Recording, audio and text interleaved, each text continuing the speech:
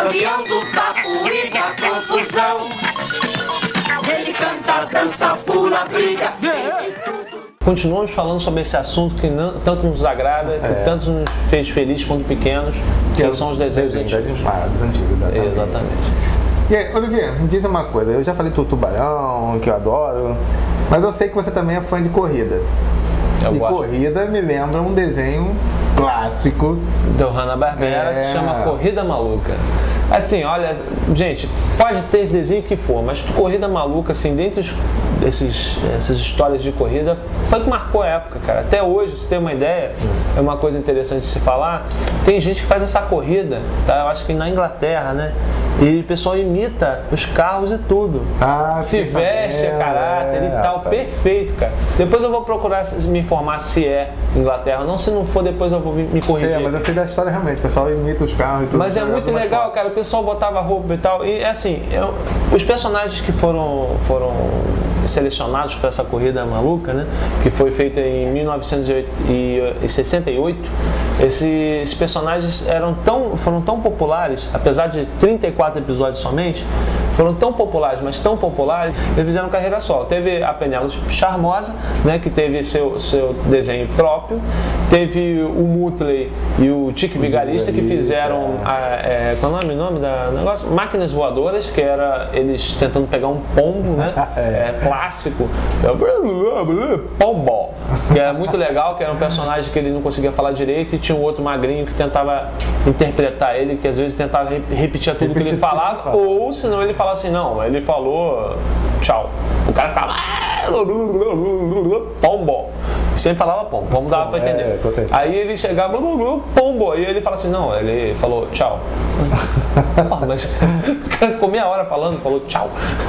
Bom, aí o que acontece? Esses personagens, apesar de não ter sua carreira solo, né, foram bem interessantes, né? Como, por exemplo, o professor lá, né? O professor Aéreo, que tinha o seu carro meio barco, meio sei lá o que era muito legal, né? O próprio Tique Vigarista, que ele teve sua carreira solo e tal, mas aí teve aqueles irmãos Rocha, que eu acho talvez até que tenha sido eles os pais, entre aspas, do Capitão Caverna, porque eles eram o Capitão Caverna, só que não falavam. Tinha um carro também que eu me lembro. Família Monstro, né? Uma família. Era tipo uma família Adams. Isso. Como que é? Cupê Mal Assombrado. Isso. Eram 2 pilotos e tinha um dragão. Isso. E assim, você vê que, mesmo que o desenho não seja exatamente, outros desenhos que tenham sido feitos pelo Hanna-Barbera sejam exatamente aquilo que está ali na Corrida Maluca, você vê que ele inspirou muitos outros desenhos. Foi uma coisa que ficou bacana. E foi baseado em um filme. A Grande Corrida, e assim, é bem estilo do Tubarão que você falou, né? Eles pegam uma sacada de um filme legal e resolveram fazer um desenho que, pô, a Hanna-Barbera sempre fazia muito bacana, muito legal. E outro filho, digamos assim, dessa corrida maluca foi a corrida espacial, que inclusive tinha o Tubarão como um dos participantes, né? E assim, fora os outros participantes que eram bem interessantes, tinha uma lá que era bem parecida com a Penélope Charmosa, tinha alguns personagens que já eram bem conhecidos. Tinha o Zé Colmé, Dom Quixote, tinha já personagens já Pato doidão, já conhecidos, era o Pato Louco lá, Pato Maluco. Bom, aí se a gente errou, por favor, corrija a gente que eu não lembro de cabeça. Tantos desenhos. É muito desenho. Por mais que a gente pesquise.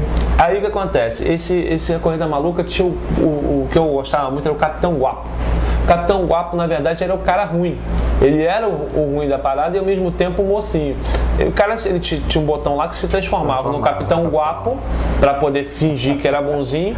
E aí tinha até a mocinha lá que parecia a Penélope Charmosa, que pedia ajuda para ele toda hora e tal. E depois ele apertava um outro botão e se transformava num cara horrível, com um cachorro muito parecido com o Muttley, que sempre tentava atrapalhar a corrida dos outros e tal. Era muito bacana, muito legal mesmo.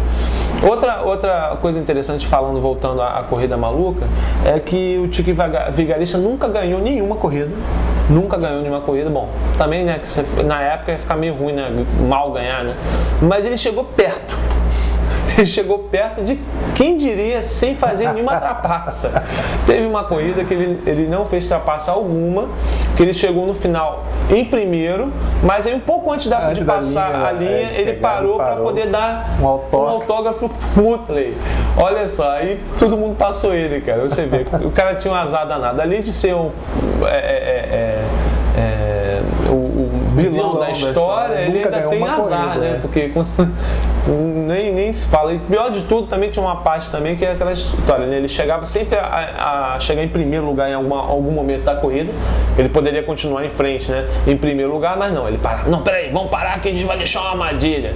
Aí o pior do Muttley sempre rindo da cara dele, né? Que era mais engraçado ainda, que ele ficava revoltado e falava, raios triplos! Aí o Muttley dá aquela risadinha, aquela risada bem sacana dele que a gente vai botar aí. Agora. Raios, 2 vezes raios, 3 vezes raios. Que azar miserável, não deu resultado.